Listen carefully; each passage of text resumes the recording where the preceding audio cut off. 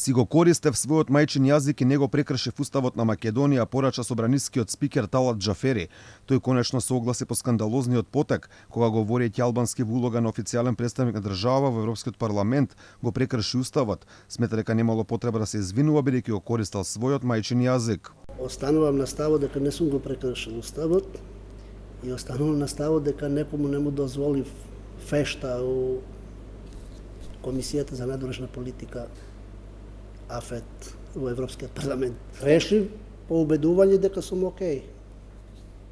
А по устав? Добре, окей сум со природното право, а состојбите после се дополнителни аргументи за све тоа.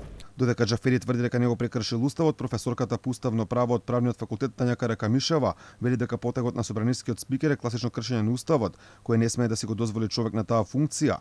Според неа Џафери морал да понесе политичка одговорност бидејќи стана редовна пракса од највисоките политички чинители да го прекршуваат уставот. Забележуваме дека во земјата продолжува онаа практика на прекршување на уставот и на законите од највисоките политички представници на земјата, со што директно се повредува владењето на правото од оние кои се најповикани и треба да бидат пример за останатите граѓани како треба да се почитува уставот и темелните вредности на уставниот поредок на земјата.